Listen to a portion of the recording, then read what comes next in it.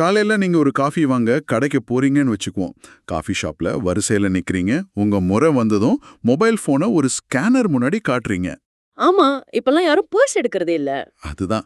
இல்லனா இப்ப வந்திருக்க புது தொழில்நுட்பப்படி வெறும் உங்க முகத்தை மட்டுமே அந்த மெஷின் முன்னாடி காட்டுறீங்க. ஒரு சின்ன பீப் சத்தம் கேக்குது. அவ்வளவுதான், பில் கட்டியாச்சு. அதேதான். எந்த கார்டும் இல்ல, பாஸ்வேர்டும் இல்ல. பார்க்கறதுக்கு இது ஒரு சாதாரண அன்றாட நிகழ்வு. நம்ம நேரத்தை மிச்சப்படுத்துற ஒரு பெரிய வசதின்னு தானே நம்ம நினைக்கிறோம். கண்டிப்பா. அந்த வசதி தான் அதோட மிகப்பெரிய ஈர்ப்பே. நம்ம பாக்கெட்ல சில்லறைகளை தேட வேண்டியதில்ல. கார்டை ஸ்வைப் பண்ணிட்டு பின் நம்பரை டைப் பண்ண வேண்டிய அவசியமும் இல்ல. ஆமா, எல்லாமே ரொம்ப சுலபமாயிடுச்சு.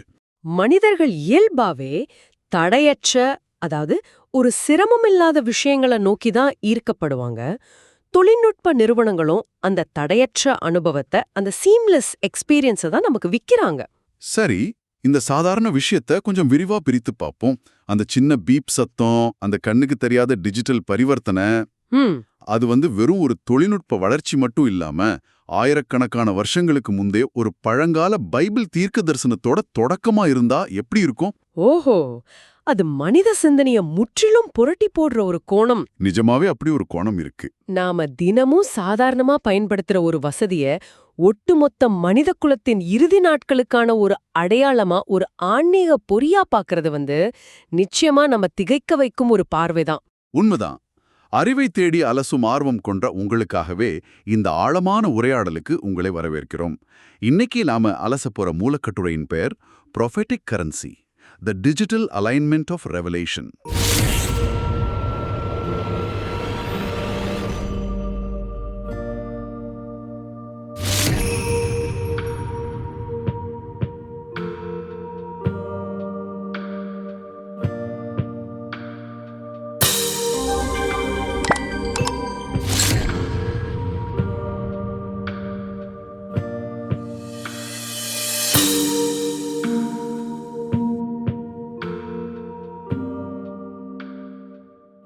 இந்த புத்தகம் பாத்தீங்கன்னா மதம், பொருளாதாரம், அப்புறம் தொழில்நுட்பம், இந்த மூணும் சந்திக்கிற ஒரு புள்ளிய பத்தி பேசுது. ஆமா, எதிர்காலம் சார்ந்த மிகவும் ஆழமான, அதே சமயம் கொஞ்சம் விவாதத்திற்குரிய ஒரு வாதத்தை இந்த ஆசிரியர் முன்வைக்கிறாரு. அதனால இதை நாம எப்படி அணுக போறோம் அப்படிங்கறத ஆரம்பத்திலே தெளிவுபடுத்திடலாம். கேட்டுட்டு இருக்கிற நீங்க இந்த பைபிள் தீர்க்க தரிசனங்களை முழுமையான உண்மையா நம்பலாம், அல்லது ஒரு வரலாற்று பதிவா பார்க்கலாம், அல்லது ஒரு சுவாரஸ்யமான கற்பனையா கூட நினைக்கலாம். அதேதான். நாம இந்த புத்தகத்தின் மத கருத்துக்களை இங்கே பிரசாரம் செய்ய வரல. மாறாக உலகத்தோட நிதி அமைப்பு எப்படி மாறிக்கொண்டிருக்கு அப்படிங்கறதையும், அந்த மாற்றத்தை இந்த புத்தகம் எப்படி ஒரு பழங்கால எச்சரிக்கையோட பொருத்தி பார்க்குது அப்படிங்கறதையும் நாம புரிஞ்சிக்க ஒரு நடுநிலையான தகவல் சார்ந்த தேடலை தான் உங்களுக்காக மேற்கொள்ள போறோம். ஆமா, பல வேறுபட்ட கண்ணோட்டங்களை நாம திறந்த மனதோட ஆராயும் போதுதான் நம்மை சுற்றி நடக்கிற உலகத்தை இன்னும் தெளிவா புரிஞ்சு கொள்ள முடியும். கண்டிப்பா. அந்த வகையில இந்த புத்தகத்தின் வாதங்கள்ல உள்ள தர்க்கத்தை நாம ஆழமாக பகுப்பாய்வு செய்வோம். நான் இந்த புத்தகத்தை படிச்சப்ப எனக்கு என்ன தோணுச்சுன்னா, சொல்லுங்க. இது ஒரு பிரம்மாண்டமான ஹாலிவுட் அறிவியல் புனைகதை, அதாவது ஒரு சயின்ஸ் ஃபிக்ஷன் படத்தோட கதைகளம் போலவே இருந்துச்சு. நிஜமாவா? எந்த வகையில அப்படி தோணுச்சு? அதாவது நமது சாதாரண டிஜிட்டல் வங்கி கணக்குகள், நாம பயன்படுத்துற பேமெண்ட் ஆப் எல்லாம் ஒரு பழங்கால தீர்க்க தரிசனத்தின் அங்கமா மாறிடுச்சுன்ற கற்பனை எவ்வளோ சுவாரஸ்யமானது. உண்மைதான். ஆனா இத வெறும் கற்பனையாக பார்க்காம நிஜ உலகத்தோட, அதிலும் குறிப்பா நாம தினமும் பயன்படுத்துற பணத்தோட பொருத்தி பார்க்க ஆசிரியர் அழைக்கிறது தான் இதை ரொம்ப வியக்க வைக்குது. ஆமா, இதுல கவனிக்க வேண்டிய முக்கியமான விஷயம் என்னன்னு பாத்தீங்கன்னா, ஆசிரியர் சொல்ற பல தொழில்நுட்ப மாற்றங்கள் ஏற்கனவே நம்ம கண்முன்ன நடந்துட்டு இருக்கு. காகித பணம் குறைந்து வருவது ஒரு எதிர்கால கற்பனை கிடையாது. அது நாம இப்ப வாழ்ந்து கொண்டிருக்கின்ற ஒரு நிஜம். கரெக்ட். அதனாலதான் இதை கேட்டுக்கொண்டிருக்கிற உங்களுக்கு இது மிக முக்கியமான ஒரு உரையாடலா இருக்கும்.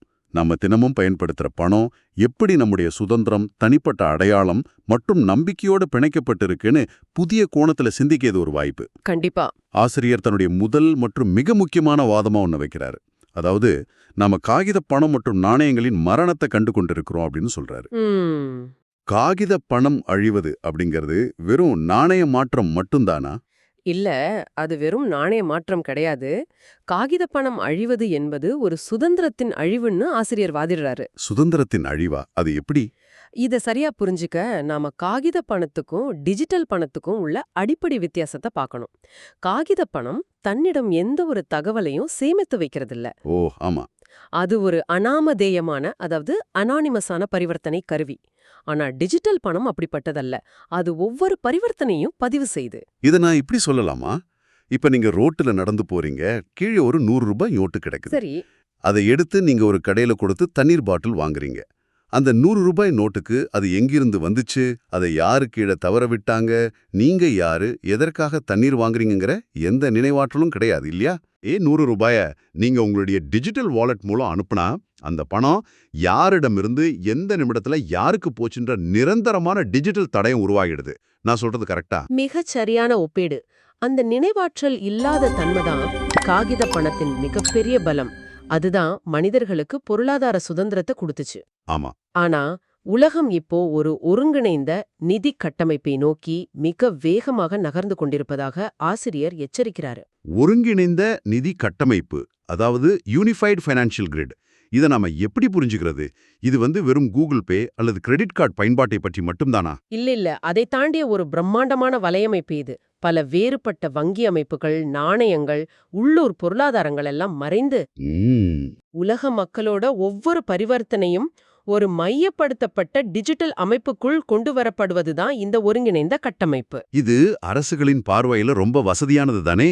வரி ஏப்பை தடுக்கலாம், கருப்பு பணத்தை ஒழிக்கலாம். ஆமா, அது ஒரு பக்கத்துல உண்மைதான். ஆனா ஆசிரியரோட பார்வையில இது ஒவ்வொரு தனிமனிதனையும் கண்காணிக்கும் ஒரு பிரம்மாண்டமான சிறைச்சாலை. ஓஹோ, இந்த இடத்துல தான் ஆசிரியர் பயோமெட்ரிக் வர்த்தகம், அதாவது பயோமெட்ரிக் காமர்ஸ் அப்படிங்கிற ஒரு வார்த்தையை பயன்படுத்துறாரு. இது கொஞ்சம் பயமுறுத்துது. ஆமா. அதாவது பரிவர்த்தனைகள் செய்ய மனிதர்களின் அடிப்படை அடையாளமே தேவைப்படும் ஒரு புதிய அமைப்பு. இது எப்படி வேலை செய்யுது? இப்ப பாத்தீங்கன்னா நாம ஒரு இடைக்கால கட்டத்துல இருக்கோம். இப்போ நாம நம்முடைய மொபைல் போனையோ அல்லது பிளாஸ்டிக் கார்டையோ பயன்படுத்துறோம். சரி. அதாவது உங்களிடம் என்ன இருக்கிறது அப்படிங்கறத வச்சு உங்க பரிவர்த்தனை நடக்குது. What you have. புரிஞ்சுது. ஆனா பயோமெட்ரிக் வர்த்தகம் என்பது நீங்கள் யார் என்பதை அடிப்படையாக கொண்டது. Who you are. அதாவது நம்ம முகம், நம்ம கருவிழி மாதிரியா? அதேதான். உங்கள் முகம், உங்கள் கருவிழி அல்லது உங்கள் கைரேகை தான் உங்கள் பணப்பையா மாறுது. நீங்கள் யார் என்பதை நிரூபிக்காம உங்களால ஒரு சிறு பொருளை கூட வாங்கவோ விற்கவோ முடியாது. ஆனா தர்க்க ரீதியா பார்த்தா நான் என் பாஸ்வேர்டை மறந்து விடலாம், அல்லது என் மொபைலை வீட்ல மறந்து வச்சுட்டு வரலாம். ஆனா என் முகத்தை நான் எங்கும் விட்டுட்டு போக முடியாது. கரெக்ட். அப்போ இது ஒரு அட்டகாசமான தொழில்நுட்ப வசதி தானே? இதை ஏன் மனிதர்கள் மீதான முழுமையான கட்டுப்பாட்டிற்கான ஒரு பொறியா பார்க்கணும்? அங்கதான் விஷயமே இருக்கு. வசதிக்கும் கட்டுப்பாட்டிற்கும் இடையே உள்ள நூலிலை போன்ற வித்தியாசத்தை நாம இங்க கூர்ந்து கவனிக்கணும். என்ன வித்தியாசம்? இப்போ ஒரு பாஸ்வேர்ட் திருடப்பட்டா நீங்க அதை மாத்திடலாம். உங்க கிரெடிட் கார்டு தொலைஞ்சிட்டா வங்கிய கூப்பிட்டு அதை ரத்து செய்துட்டு புதிய கார்டை வாங்கலாம். ஆமா, அது ரொம்ப சுலபம். ஆனா உங்க உயிரியல் அடையாளம், அதாவது உங்க பயோமெட்ரிக்ஸ் அப்படிப்பட்டதல்ல. அதை நீங்க மாத்தவே முடியாது. ஓ, உண்மைதான்.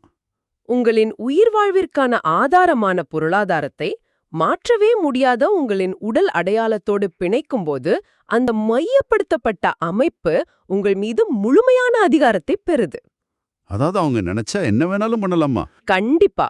ஒருவேளை நீங்க அந்த அமைப்பின் விதிகளுக்கு முரண்பட்டா அவங்க ஒரு பட்டனை தட்டினா போதும், உங்களால ஒரு டீ கூட வாங்க முடியாது. உங்களை ஒட்டுமொத்த சமூகத்திலிருந்தே துண்டித்து விட முடியும். இதுதான் இந்த முழுமையான கட்டுப்பாடு. அட கடவுளே! அப்படியானால் வசதி என்ற பெயரில் நாம ஒரு மீள முடியாத வலைக்குள் சிரித்துக்கொண்டே சென்று கொண்டிருக்கிறோம்னு ஆசிரியர் சொல்றாரு. ஆமா, அதுதான் அவரோட வாதம். சரி, தொழில்நுட்பத்தின் வளர்ச்சி எப்படி நம் பொருளாதாரத்தையும் தனிமனித சுதந்திரத்தையும் மாற்றுதுன்னு பார்த்தோம்.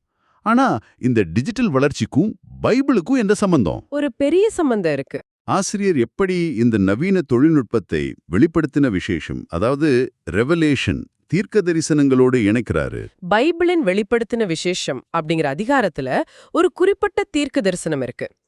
உலகத்தின் இறுதி காலங்கள்ல ஒரு அதிகார மையமான அமைப்பு உருவாகணுமோ, அந்த அமைப்பின் முத்திரை, அதாவது மார்க் ஆஃப் தி பீஸ்ட், அந்த முத்திரை வலது கையிலோ அல்லது நெற்றியிலோ இல்லாம யாராலும் எதையும் வாங்கவோ விற்கவோ முடியாதுன்னு அதுல சொல்லப்பட்டிருக்கு. ஆனா பல நூற்றாண்டுகளாக மத பண்டிதர்கள் இந்த முத்திரை அப்படிங்கிறது ஒரு பச்சை குத்துதலாகவோ அல்லது ஒரு பௌதிக முத்திரையாகவோ இருக்குன்னு தான் நினைச்சாங்க.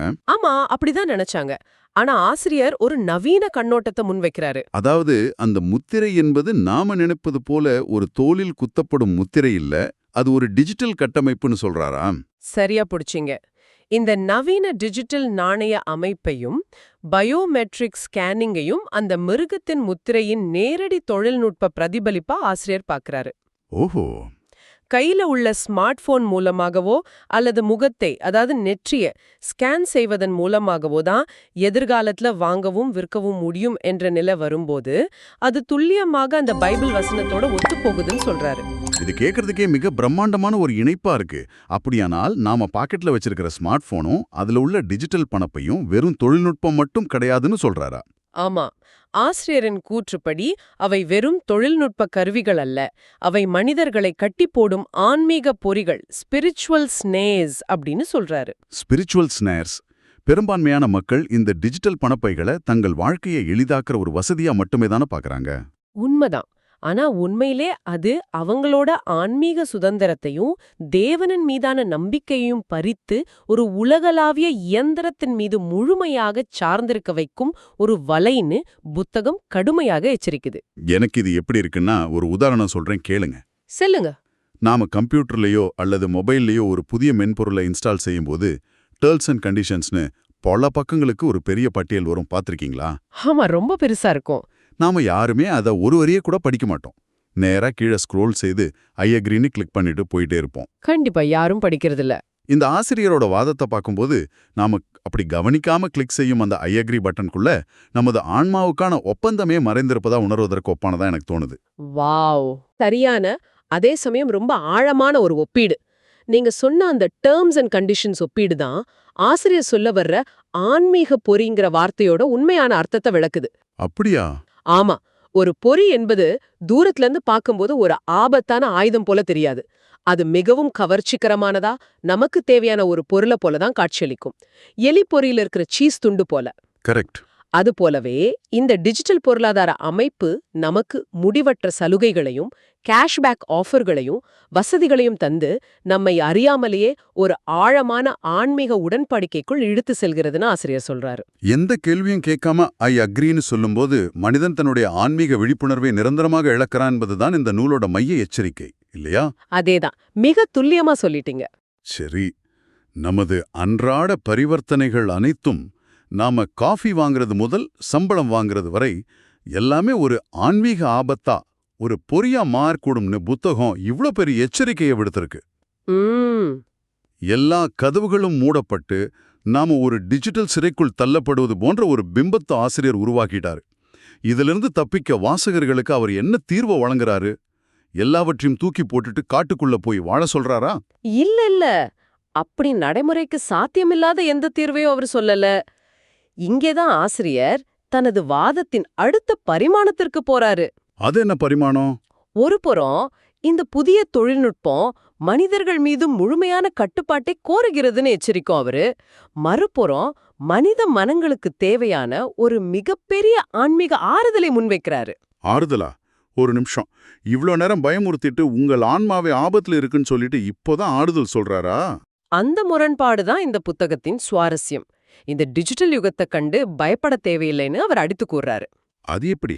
உலக மக்கள் இப்போ ஒரு மிகப்பெரிய உளவியல் நெருக்கடியில இருக்காங்க. அத உண்மையை தவற விடுவோம் என்ற பயம், அதாவது ஃபோமோ, ஃபியர் ஆஃப் மிஸ்ஸிங் அவுட்னு சொல்லலாம். ஆமா, அந்த ஃபோமோ எல்லாருக்குமே இருக்கு. டிஜிட்டல் யுகத்திற்கு மாறாவிட்டால் நாம பின்தங்கிடுவோமோ, கிரிப்டோ கரன்சில முதலீடு செய்யாவிட்டால் நம்முடைய பணம் மதிப்பிழந்துடுமோ, இந்த புதிய அமைப்போடு இணையாமல் போனா நாம தனிமைப்படுத்தப்படுவோமோங்கிற பயம் எல்லோருக்குள்ளும் இருக்கு. உண்மைதான். ஆனா இந்த உலகத்தின் நிதி அமைப்பை நம்புவதை விட கடவுளின் நித்திய ஏற்பாட்டை, அதாவது காட்ஸ் எட்டர்னல் ப்ரொவிஷனை மட்டுமே நம்பி இருக்க வேண்டும் என்பதை அவர் தீர்வாக தர்றாரு. நான் இங்கே கொஞ்சம் ஆழமா முரண்பட விரும்புறேன். தாராளமா சொல்லுங்க. இது உங்களுக்கு தர்க்க ரீதியான முரண்பாட்டாக தெரியவில்லையா? அதாவது ஆசிரியர் தன்னுடைய புத்தகத்தின் தொடக்கத்திலேயே வாசகர்களிடம் ஒரு உச்சக்கட்ட பயத்தை, ஒரு பெரிய ஃபோமோவை தூண்டுறாரு. நீங்கள் இந்த டிஜிட்டல் முத்திரையின் உண்மையை அறியாவிட்டால் என்றென்றைக்கும் மாட்டிக்கொள்வீர்கள். பைபிள் தீர்க்க தரிசனத்தை கவனிக்க தவறுகிறீர்கள்னு ஒரு தூண்டில பயன்படுத்துறாரு. சரி. அவரே ஒரு பயத்தை உருவாக்கிட்டு புத்தகத்தின் இறுதியில நீங்க எதற்கும் பயப்பட தேவையில்லை, கடவுள் பார்த்து கொள்வாருன்னு கூறுவது ஒரு தந்திரமான அணுகுமுறை இல்லையா? இது வாசகர்களின் உணர்ச்சிகளை கையாளும் ஒரு உத்தியாக தோணுதே. அது மிக துல்லியமான ஒரு விமர்சனம். இத மேலோட்டமாக பார்த்தா நிச்சயமா ஒரு முரண்பாடு போலவும் உணர்ச்சிகளை தூண்டும் உத்தியாகவும் தான் தெரியும். அப்புறம் எப்படி இத புரிஞ்சுக்கிறது? இத புரிஞ்சுக்க நம்ம பல நூற்றாண்டுகளாக இருக்கும் தீர்க்க தரிசன இலக்கியங்களின் உளவியலை சற்று ஆராயணும். இது ஒரு குறிப்பிட்ட தர்க்க ரீதியான கட்டமைப்பு. அதாவது பயமுறுத்துவது ஒரு திட்டமிட்ட உத்திங்கிறீங்களா? ஆமா. ஒரு வீடு தீப்பிடிச்சு எரியும்போது உள்ளே தூங்கிக் கொண்டிருப்பவனை மெதுவா தட்டி எழுப்ப முடியாது. ஒரு பெரிய அலாரம் அடிக்கணும் அல்லது கதவை உடைக்கணும். ஓ ஆமா.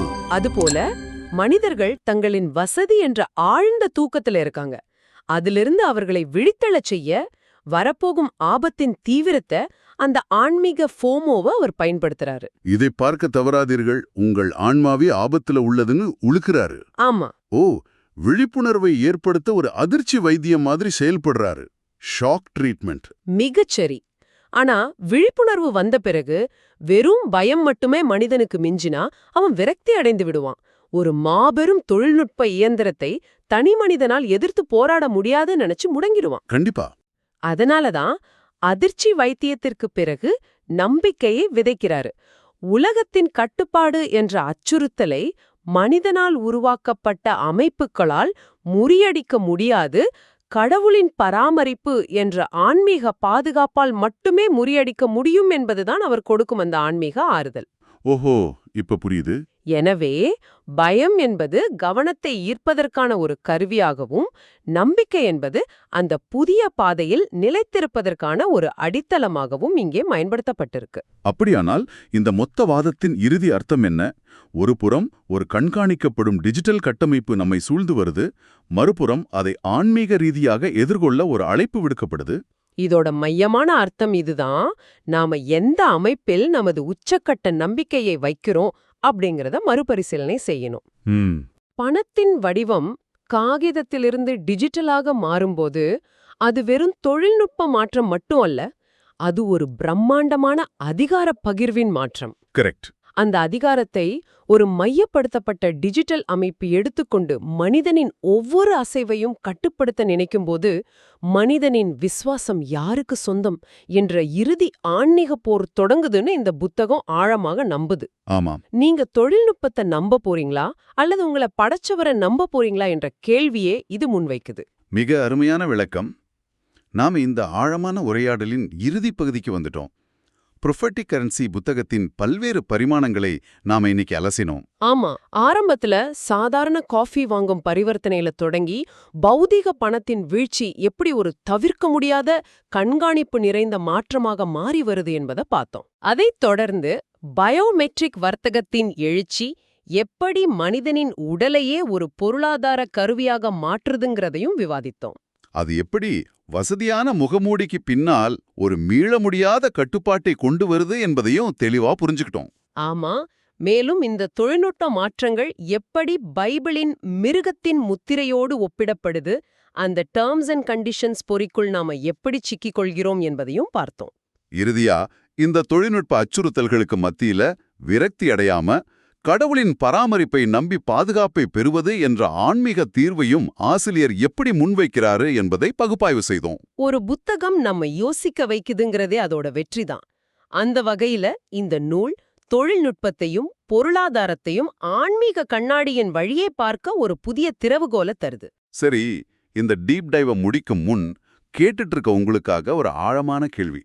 இதை நீங்க தனியா இருக்கும்போது சிந்தித்து பாருங்க.